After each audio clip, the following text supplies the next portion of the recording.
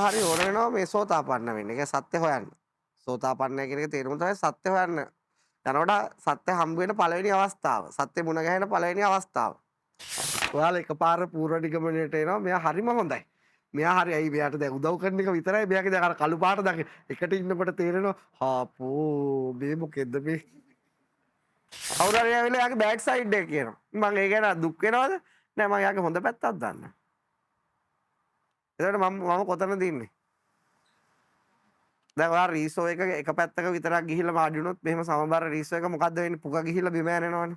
ඒ වගේ හැමතිස්සෙම එක පැත්තකට ගියාම ඔයාගේ ඔළුව හැමතිස්සෙම අවුල් වෙනවා. ඒ නිසා බුද්ධ කාලෙත් එහෙමයි. දැන් බුද්ධ කාලෙත් බුදුහාමුදුරුවොත් එක තව ෂට්ශාස්ත්‍රවරු හිටියා. අජිත කේසකම්බලි පකුද කච්චායන නිගණ්ඨ නාතපුත්‍ර ඒගොල්ලොත් කියන්නේ ඒගොල්ලෝ සත්‍ය අවබෝධ කරලා කියලා. එතන දැන් කළුතෙන් ඉන්දියානු ಭಾರತීය ඉපදිච්ච මිනිස්සෙක් කෙනෙකුට එයාට අයිත් මේ ප්‍රශ්නෙට වඩා ප්‍රශ්නයකට මුහුණ දෙනවා. ඇයි ඒ?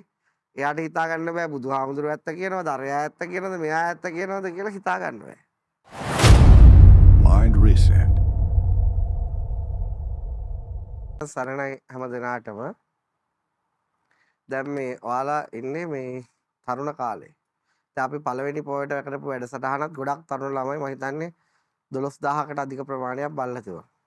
ඉතින් ඔයාලගේ වයසේදී ඔයාලට තියෙන ගැටලු ඔයාලා වයසේ ඉන්න මේ ලංකාවේ බොහෝ දුරට ලංකාවේ පිට හැම කෙනෙක්ටම එක වගේ විවිධ විදියට බලපාන. ඉතින් ඔයාලා අහන ප්‍රශ්න වලට දෙන උත්තරේ සමහර යාලට අපි ගාවට ඇවිල්ලා අහගත්තා වගේ සමහරට වෙලාව වෙන්න පුළුවන්. ඒ නිසා අදත් මම කැමතියි දේශනාවක් කරන්න නැතුව ඔයාලා අහන ප්‍රශ්න හරහාම ඒ උත්තර දෙන්න. එතකොට මම හිතනවා මේ පොයේ දවසෙත් ගොඩක් දුරට ඒක බොහෝ අයට උපකාර වෙයි කියලා.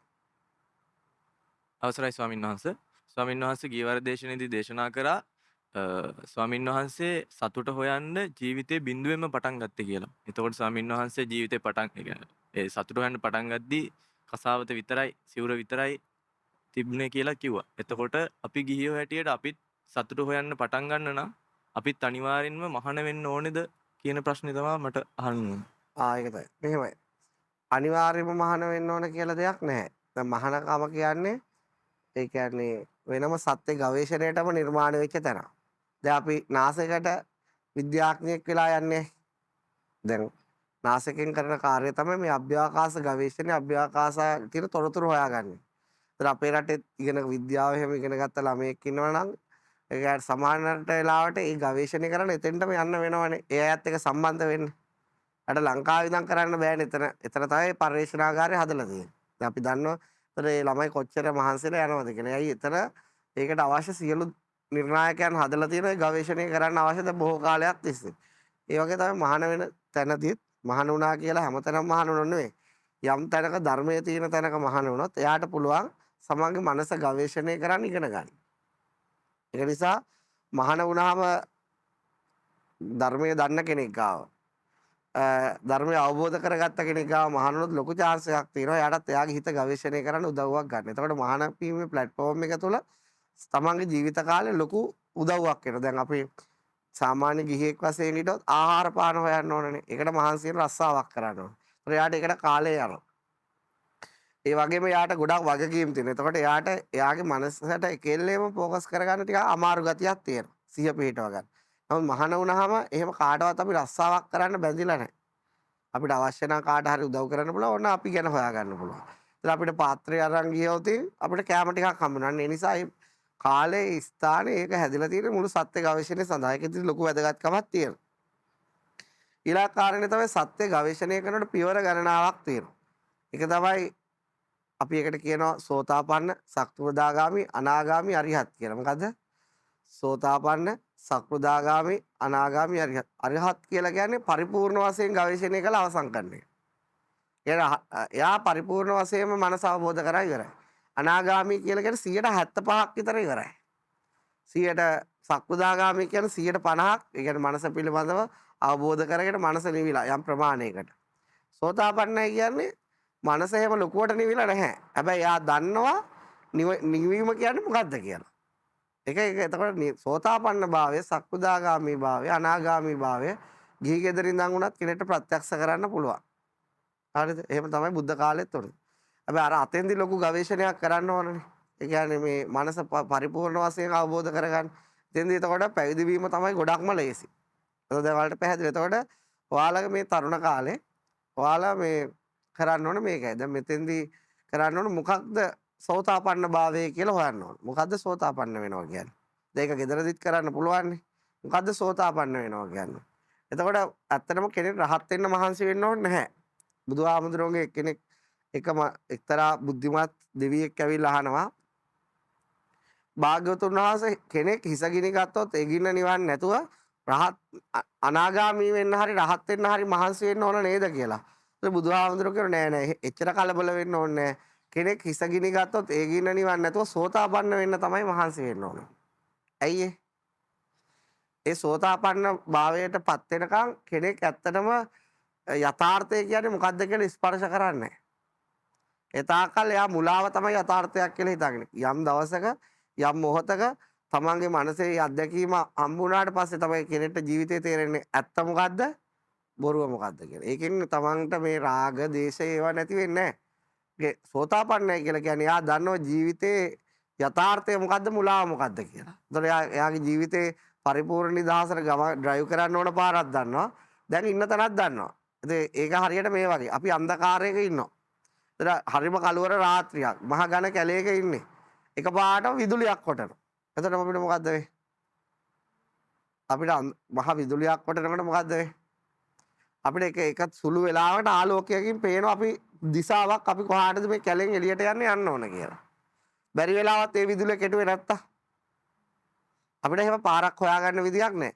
ඒ වගේ තමයි අපි මේ අපි ජීවත් වෙන එක බුදුවරු දකින්න හරි මුලාවක්. ඝන මුලාවක ඉන්නේ ඝන අන්ධකාරයක ඉන්නේ.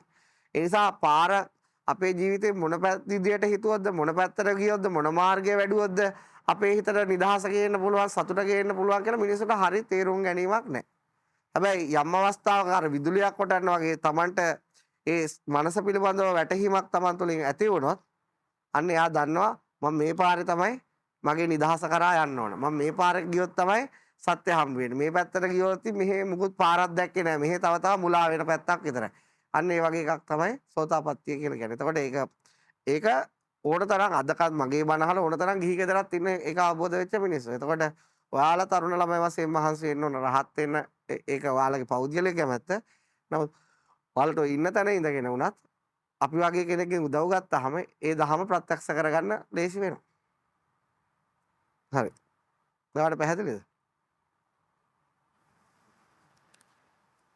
අවසරයි ස්වාමීන් වහන්සේ මේ ස්වාමීන් වහන්සේ කිව්වා සෝතාපන්න වෙන එක ගැන දැන් මම අහලා තියෙනවා බුදුදහමේ තියෙනවා සෝතාපන්න වුණාම ආත්ම 7කට පස්සේ නිවන් දකිනවා කියලා. ඒක දැන් අපි කොහොමද දැනගන්නේ දැන් අපි සෝතාපන්න වෙලාද නැද්ද කියලා. කියන්නේ දැන් අපි හිතුවොත් එහෙම ආත්ම 7කින් අපි ආයේ නැවති ඒ කියන්නේ නිවන් දකිනවා කියලා අපි කොහොමද දැනගන්නේ ස්වාමීන් වහන්සේ? ඒක මෙහෙමයි.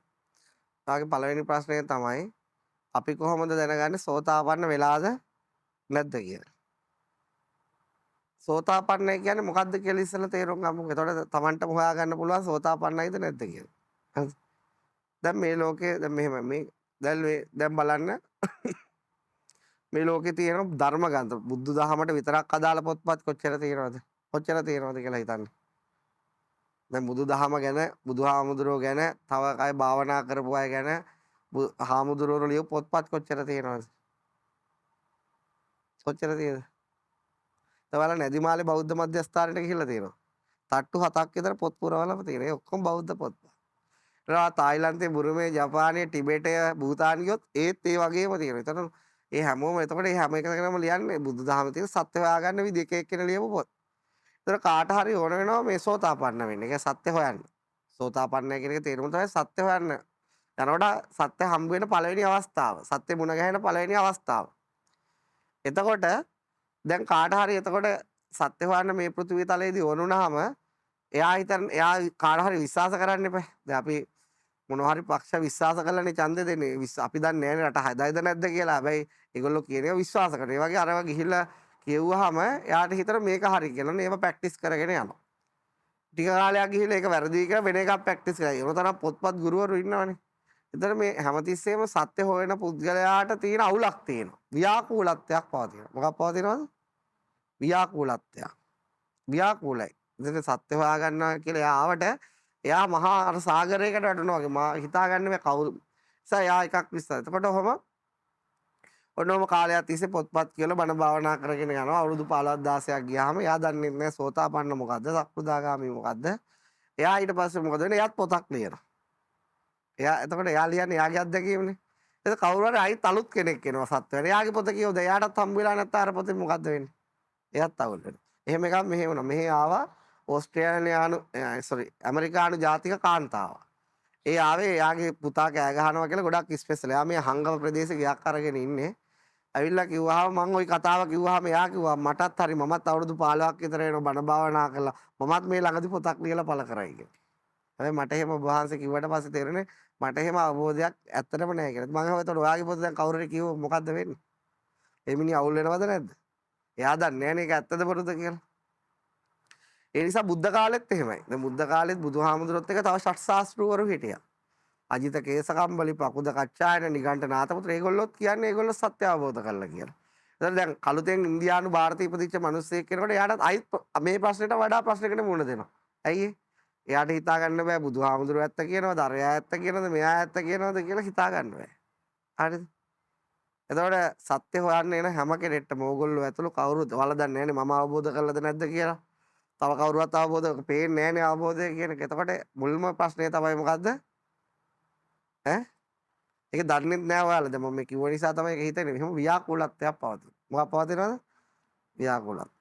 එතකොට ඔකද ත්‍රිපිටකයේ තියෙන හරි ලස්සන සූත්‍රයක්. බුදුහාමුදුරුවෝගෙන් අහනවා මේ එක්තරා භික්ෂුවක් ඇවිල්ලා භාග්‍යතුන් වහන්සේ මේ හැමෝම මේ සෝතාපන්න කියලා කියනවා. ඒකට සෝතාපන්න කියන තාත් වචනයක් තමයි සම්මා දිට්ඨියටපත් වෙනවා. මොකටපත් වෙනවද? ඒ දෙකම එකයි. සම්මා දිට්ඨියටපත් උනායි කියන්නේ සෝතාපන්න උනායි කියන එක. සෝතාපන්න උනායි කියන්නේ සම්මා දිට්ඨියටපත් උනායි කියන්නේ. හරිද? ඔය කියන සම්මා දිට්ඨිය කියන එහෙම නැත්නම් සෝතාපන්න සෝපාතාපන්න කියන කොහොමද එහෙම වෙන්නේ? බුදුහාමුදුරුවෝ දේශනා කරන කච්චායන ලෝකේ අන්ත දෙකක් පවතිනවා. මොකක් පවතිනවද? අන්ත දෙකක් පවතිනවා. මොකද්ද දැන් අන්ත දෙක? දැන් බලන්න මේ පොල් ගස් පේනකොට ඒ ගහ උඩටත් තියෙනවා යටටත් තියෙනවා. අන්ත දෙපැත්තකට යනවා. දැන් ඔයාලගේ ඇතුලේ හොඳක් තියෙනවා නරකක් තියෙනවා. සුදු පාත් තියෙනවා කළුත් තියෙනවා. ආලෝකයක් තියෙනවා අන්ධකාරයක් තියෙනවා. කඳුත් දැන් අපිට වලක් හරන්න ඕන වුණාම වලක් විතරක් නෙවෙයි හැදෙන්නේ. අපිට වලක් හරනකොට කන්දකුත් හැදෙනවා. නේ? දැන් අපි මේ පස් කපලා ගේනකොට මෙහි ගොඩ වෙනවා අරේ හැරෙනවා. නේද? එතකොට මේ ලෝකේ හැමතිස්සෙම එකක් කරන්න යනකොට දෙකක් සිද්ධ වෙනවා. මොකද්ද කිව්වේ? එකක් කරන්න යන්නේ හැබැයි අපි වලක් හරන්න යන්නේ එතකොට කන්දකුත් අපිට හැදෙනවා. ඒ වගේ තමයි දැන් ඔයාලා ආදරය කරන්න යනකොට ඔයා ආදරය කරන්නේ සතුටින් ඉන්නද දුකින් ඉන්නද? දැන් අයිත් ඔයා සතුටින් ඉන්න ආදරය කරනකොට ඔයාට ෆ්‍රී හම්බ වෙනවා දුක. දැන් අන්ත දෙක තියෙනවනේ.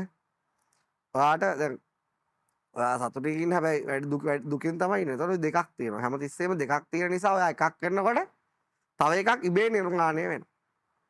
නේ? දැන් බලන්න පෘථිවිය එක පැත්තකට එළිය වැටෙනකොට තව පැත්තක් මොකද වෙන්නේ? අඳුර එක මොහොතක දෙකම සිද්ධ වෙනවා. තව අඳුර නැති වෙනකොට අනිත් පැත්ත අඳුර වෙනවා. ඒ වගේ දැන් මේ ඉරක් පවතිනවා බ්ලැක් හෝල් එකක් තියෙනවා. ඉර කියන්නේ එළියට ආලෝකය දෙනවා බ්ලැක් හෝල් එක කියන්නේ ඇතුළට ඇදලා ගන්න. දැන් එකිනෙකට ප්‍රතිවිරුද්ධ දෙකක් හැම විටම පවතිනවා. ඔය කියන අන්ත දෙක කියලා. මොකද්ද? දැන් එතකොට ওই මිනිස්සු හැමතිස්සෙම අන්ත දෙකම දන්නේ නැහැ. දැන් ඔයාලා කවුරු හරි ඇසුරු කරනකොට හිතන්නේ එයාගෙන් සතුට විතරයි හම්බ වෙන්නේ කියලා. එපා ටික කාලයක් ඇසුරු කරනකොට යන හාපෝ එපා කියලා එපාරේ පැත්තට කල්පනා. දැන් අර කිස්සෙල එක පැත්තකට යනවා ගිහිල්ලා අන්තගාමී වෙනවා. ඊට පස්සේ අර අන පැත්තට ගිහිල්ලා අන්තගාමී වෙනවා. එහෙම අත්දැකීම් තියෙනවනේ. ඒක තමයි අන්ත දෙකක් සේවනය කරනවා කියලා කියන්නේ. මොකක් සේවනය කරනවද? දැන් ඔයාලා පුංචි කාලේ තේරෙන දවසේ ඉඳලා අද දක්වා මේ හැම මොහොතම කරන්නේ අන්ත දෙකක් සේවනය කරනවා. ඔයාලා උතුරට යන්න ඕන නම් ඔයාලා දන්නේ නැතුණාට ඔයාලගේ නෙගටිව් පාර්ට් එකක් දකුණට යනවා. හැමතිස්සෙම මේ ජීවිතය අවබෝධ කරගත්තේ නැති මිනිස්සෙක් හැමතිස්සෙම ඇත්තටම අන්තගාමී. මොන ගාමියද? අන්තගාමී. අන්තගාමී කියලා කියන්නේ එයා දන්නේ කාන්තය එයා කරන දේ විතරයි. හැබැයි එයා දන්නේ එයා කරන දේ තුල තව පැත්තක් නිර්මාණය වෙනවායි කියලා. දැන් මේ ලෝකයේ තියෙන හොඳ කියන එකක් අපි ගැන අපි කතා කරනවා. හොඳ වෙන්න, මෙහෙම වෙන්න කියලා. හැබැයි අපි කොච්චර එහෙම කිව්වත් නරක නැති වෙනවද? ඇයි කියන හොඳ නිර්මාණය වෙනු දවසේම තමයි නරකත් නිර්මාණය වුනේ. දැන් ඔයාලට කියනනේ පුතා පොඩි කාලේ මේක තමයි කරන්න ඕනේ මේක එපා කියලා. දැන් ඔයාලා එපා කිව්වව නොකර ඉඳලා තියෙනවද? ඈ? ඒ කියන්නේ එයා එපා කියනකොට තව එක අම්මා එකක් දෙන්න හදනකොට අපිට දෙකක් හම්බ වෙලා තියෙන්නේ. නේ? ඒ අපි ආදරේ ඉල්ලනකොට අපිට වෛරයත් ඒකේ මොකක්ද කියලා එනවද? අපි ඉල්ලන්නේ ආදරේ. අපිට වෛරයත් ඒ බන්දේසිය තියලා හම්බ වෙනවා. එතකොට අපි ඒක ආවම කියන ඕකන මං ඉල්ලපු එක නෙවෙයි. මං ඕක ඉල්ලපු එක නේ මට අරක දීපන්. ඒක දුන්නට වැඩක් නැහැ. ඒක එකම කාසියක දෙපැත්තක්. ඒ දෙකම එකට තියෙන. නිසා අපි ගොඩක් ආදරය කරන කෙනාටනේ අපි වෛර කරන්නේ. අපි වෛර කරන කෙනෙක්ට තමයි ගොඩක් ආදරය කරන්නේ. ඒක වලට දෙන්න තියෙනවනේ. තියෙනවද? දැන් අපේ අම්මා තාත්තා එක්ක වුණත් එහෙම තමයි. අපි අම්මට ගොඩක් හිතවත්, ඒ වගේම අම්මත් එක්ක ගොඩක් අහිතවත්. නේ? ඒ දෙපැත්තේ හැටි. ඉතින් අපි ඒක තේරුම් ගත්තේ නැතුණාම අපි හැමතිස්සෙම අපි කියනවා අයියෝ එහෙම මට කරේ. මම හිතුවේ නෑ ඔයා ඒ වගේ කෙනෙක් කියලා. එතකොට අපි මොකද අපි තව ස්ට්‍රෙස් වෙනවද? අපේ හිත සතුටටපත් වෙනවද? ඇයි අපි ස්ට්‍රෙස් වෙන්නේ? ඇයි අපි සතුටටපත් වෙන්නේ? අපි අන්ත දෙක හරියට අඳුරගෙන නැති නිසා. මොකද්ද? අන්ත දෙක හඳුනගෙන නැතර. දැන් කවුරු හරි දන්නවා කාට හරි ආදරය කරනකොට අනිවාර්යෙන් මේකේ දුකක් තියෙනවා කියලා. එතකොට එයා ඒ වගේම දුක එනවා. එතකොට එයාට ඒක ලොකු ප්‍රශ්නයක්ද? නෑ එයා ඒක දන්නවා. එකක් කරොත් දෙකක් මේ පෘථිවියේ වෙන බව දන්නවා. එතකොට යමෙක් දෙකක් දන්නව නම් දැන් මම යාළුවෙක් ඇසුරු කරනකොට මම දන්නවා මෙයාගේ හොඳක් දන්නවා. එයාගේ නරකක් දන්නවා. එයාගේ සුදුත් දන්නවා. එයාගේ කළුත් දන්නවා. එතකොට කවුරු හරි ඇවිල්ලා මට එයාගේ හොඳ කියනවා. එතකොට මම නිකන් ලොකුවට එක ගන්නවද? නෑ. මොකද මම දන්නවා එයාගේ අනිත් පැත්ත. ඒ කියන්නේ බෑඩ් සයිඩ් එකත් මම දන්නවා. කවුරු හරි ඇවිල්ලා එයාගේ බෑඩ් සයිඩ් එක කියනවා. මම ඒ ගැන දුක් වෙනවද? නෑ මම එයාගේ හොඳ පැත්තක් දන්නවා. එතකොට මම කොතනද ඉන්නේ? දැන් ඔයා රීසෝ එක පැත්තක විතරක් ගිහිල්ලා මාඩි වුණොත් මෙහෙම සමබර රීසෝ එක මොකද්ද වෙන්නේ? පුක ගිහිල්ලා බිම යනවනේ. ඒ වගේ හැමතිස්සෙම එක පැත්තකට ගියාම ඔයාගේ ඔළුව හැමතිස්සෙම අවුල් වෙනවා. එතකොට දැන් ධර්මයේ දේශනාවකට මම මොකද්ද කරන්නේද? ඔයාගේ රීසෝ එක අනිත් පැත්තේම වාඩි වෙනවා. එතකොට මොකද්ද? මම කරන්නේ හැමතිස්සෙම ඔයාගේ බරට සමාන බරක් මවලා ඔයා හිතන වෙන විදියට ප්‍රතිවිරුද්ධ සිතුවිල්ලක් මවලා ඔයාගේ රීසෝ එකේ අනිත් පැත්තේ වාඩි වෙනවා. ඔයා හොඳයි කියනකොට මම කියනවා නරකයි කියලා. ඔයා අවංකයි කියනකොට මම කියනවා කපටි කියලා. එතකොට ඔයා එතකොට මොකද්ද වෙන්නේ?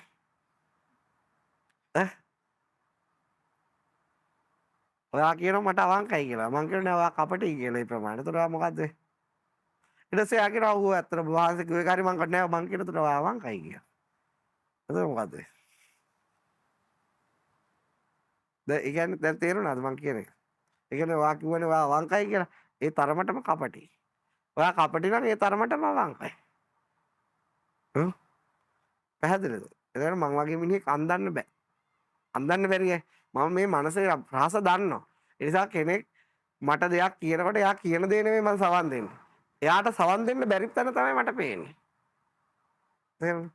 එතකොට බුදුහාමුදුර කියන ඔන්න ඔය නිසා ඒක එක පැත්තකටවත් ඔළුව අල්ලගන්න එපා. කියන්නේ ඔයා හොඳයි කියන එක ඒ වෙලාවට හොඳයි එච්චරයි. ඔයා ඒ වගේම ඔයා දන්නේ ඒක අනිත් පැත්තත් එහෙම පවතිනවා. එතකොට මොකද වෙන්නේ? ඔයා දෙකක්ම දන්නවා. දැන් එකක් විතරක් දැනගෙන හිටපු ඔයාට මම දෙකක් දකින්න හැටි කියලා දුන්නා. එතකොට ඔයා දෙකම දන්නව නම් ඔයා කොතනද මොකද්ද වෙන්නේ? දැන් ඔයාට මගේ මේ අත් දෙකම පේනවා. මම මෙහෙම ගහන්න එකක් පේනවා මෙහෙම අත ගන්න එකක් පේනවා. එතකොට ඔයා මොකද්ද? ඔයාට සතුටු වෙන්න පුළුවන්ද? දුක් වෙන්න පුළුවන්ද? මොකක් වෙන්න පුළුවන්ද? යමෙක් දෙකක් දෙපැත්තක්ම දැනගත්තොත් මධ්‍යස්ත වෙනවා. මොකක් වෙනවද? මධ්‍යස්ත. මනස මධ්‍යස්ත වීමට තමයි සෝතාපන්නයි කියලා කියන්නේ. මොකද කිව්වේ? තමන්ගේ මනස තමා තුළින් මධ්‍යස්ත වෙනකොට මොකද්ද වෙන්නේ? සෝතාපන්න. දැන් මම ඔයාලට මේ වගේ ප්‍රශ්නයක් අහනවා. දැන් ඔයාලා ගොඩක් දවසකින් ඔයාලා මෙහෙට ආවේ කවදද නිවාඩු ගිහිල්ලා? කවද ආවේ? ඇහෙන්නේ? ජනවාරි 2. අද කවදද? පෙබරවාරි 3. හරි. එතකොට මම දැන් ඔයාලගෙන් මේ මොහොත ගැන ප්‍රශ්නයක් අහනවා. මේ මොන මොහොත ගැනද? මේ මොහොත ගැන ප්‍රශ්නයක් අහනවා. මොකක්ද අහන ප්‍රශ්නේ? ඔයාලගේ ගෙදර මොන පාටද? මොන පාටද ගාලා තියෙන්නේ? ඔයාගේ ගෙදර මොන පාටද ගාලා තියෙන්නේ? ඔයාගේ ගෙදර? ඔයාගේ ඈ? සුදු ගේ ඇතුළත් සුදු පාට හැමතැනම සුදු පාටද? දවල මන්දිරද? හරිද? දැන් ඔයා බලන්න ඔයාගේ මිදුල මොන වගේද? ගේ මොන වගේද? ඔයාලා ගෙදර කවුද ඉන්නේ? ආ ආච්චි වගේ අම්මයි තාත්තයි ආච්චි වගේ ඈ ඔව් දැන් මං අහනවා මේ මොහොත හොඳට කල්පනා කරලා දැන් ඔයාලා එන දවසේ දැකපුවනේ ඔය කියන්නේ ඔයාලා එන දවසේ දැකපුවා තමයි උත්තර දුන්නේ මොකද අද ගෙදර ගිහිල්ලා ආවේ නෑනේ කවුරුවත් අද දැක්කේ නෑනේ ගෙදර මං අහන්නේ මේ මොහොතේදී ඔයාලගේ ගෙදර අපි නන්දලා මාමලා ආක්කලා අච්චිලා නංගිලා ඉන්නවද නැද්ද ඔයාට හිතෙන උත්තරේ කිය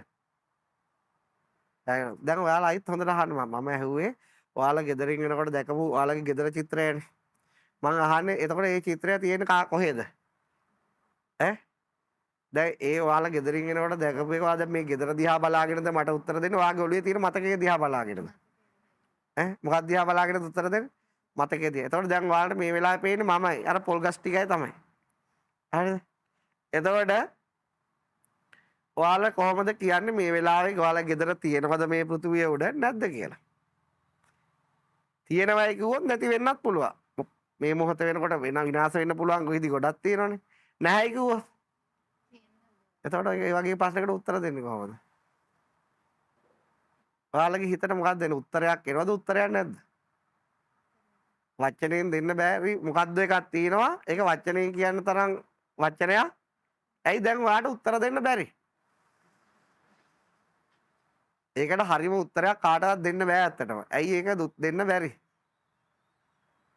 ඔයා නෑ කියනකොට තියෙන්න පුළුවන් සාධක පේනවා තියෙයි කියනකොට නැති වෙන්න පුළුවන් දේවල් පේනවා එතකොට ඒවා දකින්නේ මොකද්ද අන්ත දෙක දකින්න එතකොට අන්ත දෙක දකින නිසා ඔයාට උත්තරයක් දෙන්න බෑ එතකොට මොකද්ද වෙන්නේ ඔයා නිව්ටල් වෙනවා ඔයා නිකන් හිර වෙනවා ඔයා නිකන් બ્લોක් වෙනවා එතකොට එතන කිසිම ගිනි ගැනීමක් නැහැ එතන කිසිම පිච්චිල්ලක් නැහැ එතන මොකද්ද දෙයක් තියෙනවා ඒක හරියට තේරෙන්නේ නැහැ ඒ මධ්‍යස්ථ බව මොන බවද අන්න ඒක තමයි අපිට අන්ත දෙකම දකිනකොට අපි හැමතිස්සෙම නිව්ටල් මනසේ ස්වභාවය තමයි ඒක මනස නිවිලා තියෙන්නේ මොකක් වෙලා තියෙනවද දැන් ඔයා දන්නව නම් ඔයාට ආදරය කරන කෙනා ඒ ප්‍රමාණයට වෛර කරනවා කියලා එයා වෛර කරා හෝ ආදරය කරා හෝ ඔයාට අවුලක් නැහැ ওই දෙකෙන් මොකක් හම්බුනද ඇයි ඔයා දන්නවා මේ දෙකම එයා තුල පවතිනවා දැන් කෙනෙක් තුල පවතින එක එපායි දෙන්න ඈ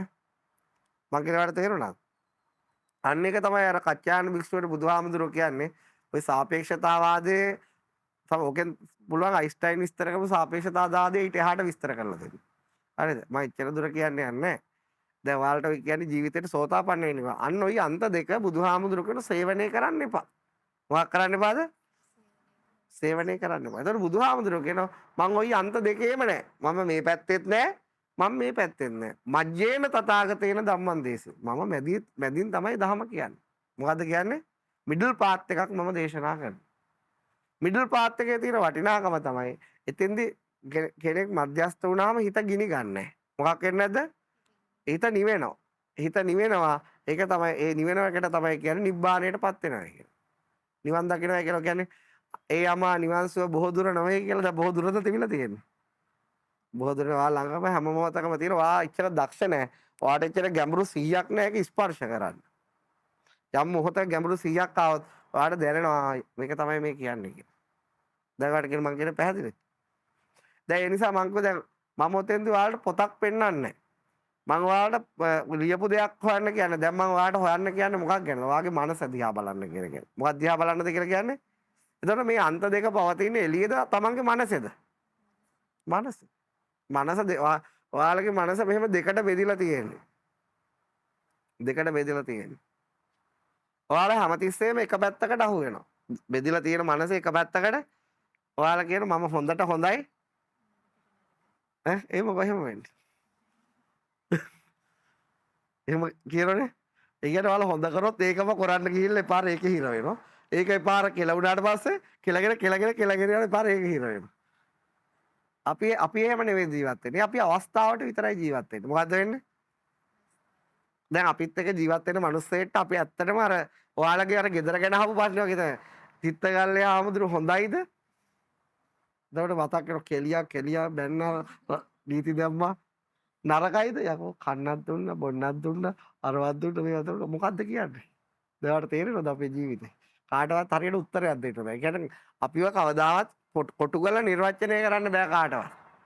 ඈ එකෙක් ඇවිල්ලා කියන ගැහුවා මාව මැරුවා මට බැන්නා. තව එකෙක් ඇවිල්ලා කියන මගේ මාව සුවපත් කළා. ඒතර ඒක අහගෙන ඉන්න කාට මොකද්ද වෙන්නේ? මොකද්ද වෙන්නේ? දැන් ඔයාලා ඕන තරම් බලන්න සමාජයේ කතා දෙකම මාගෙන පවතිනවා. ඒතර එක මිනිස්සෙක් එයා එක මගේ කාන්තයක් අල්ලගෙන අනිත් කෙනා තවාන්තයක් අල්ලගෙන මම ওই දෙක තුලම නැහැ. තේරුණාද? ඒ නිසා අපිට ජීවත් වෙන්න මෙහෙම කොටුවන්නේ ඒ වෙලාවට ජීවත් වෙනවා. ඒ වෙලාවට ජීවත් වෙනවා එතනින් ඉවර වෙනවා. ඒක හරි ලස්සන ජීවත් වීමක්. ඒ වෙලාවට දැන් ඔයාලත් එක දැන් එහෙම ඉන්නවා. ඊට පස්සේ තව වෙලාවකින් කියන්න බෑ කන පැලෙන්න එකක් දෙයිද කියලා. ඒක ඔයා හිතාගන්න මේ හොඳයිද නරකයිද හොඳයිද? ඔයාලා මෙහි යනකම්ම ප්‍රශ්නේ පවතිනවා. අර හරියට හරි වගේ අපේ ගෙදර තියෙනවද නැද්ද? මං කියන තේරුණා. ඒ කියන්නේ ඒකට කියන අන්ත දෙකක් සේවනය කරන්නේ. මොකක් සේවනය කරන්නේ නැද්ද? අන්ත දෙක අපි කවුරු හරි මිනිස්සෙක් ඇසුරු කරනකොට අපි කෙලින්ම නිගමනය කරන්නේ එයා හොඳයි කියලා. එයා නරකයි කියලා නිගමනය කරන්නේත් නැහැ. එයාත් එක්ක ඒ අවස්ථාවට ජීවත් වෙනවා. දැන් ඔයාලා කවුරු ඇසුරු කරන්න ගියාම මොකද කියන්නේ? අම්මේ හරිම ෂෝක් එයා නම් මාරයි මට බත් ගෙනල්ලා දෙනවා. මගේ ඇඳුම් හොදලා දෙනවා. ඊළඟ සති අම්මේ අරු හරිම දුෂ්ටයි. හරි මේ පා වෙනවා මට මේ කාමරේ ඉන්නත් බෑ. හරි ඇත්තද බොරුද? මට කියා ඇත්තද බොරුද? ටික කල්පනා කරලා බලන්න. ඒයි ඔයාලා එකපාර පූර්ව නිගමනයට එනවා මෙයා හරිම හොඳයි. මෙයා හරි ඇයි මෙයාට දැන් උදව් කරන එක විතරයි මෙයාගේ දැන් අර කළු පාට දකින එකට ඉන්නකොට තේරෙනවා හාපෝ මේ මොකෙද්ද මේ තේර අයිත් ඔහම ඉන්න ගම අයිත් ඔන්න ගෙදර ගිහලා බිස්කට් එකක් දෙනවා ඔළුවේ තෙල් ටිකක් ගානවා අයිත් හරිම ෂෝක් එහෙම නෙවෙයිද වෙන්නේ ඒ මොකද්ද ඔයාලට වෙන්නේ ඔයාලගේ හැමතිස්සෙම සමබරතාවය බිඳ ගන්නවා මනසේ ඒ සමබරතාවය බිඳෙන්නේ කොහොමද? ඔයාලා එක අන්තයක් අල්ල ගන්නවා කියලා. නැත්තම් ප්‍රතික්ෂේප කරනවා. මොකද කිව්වේ?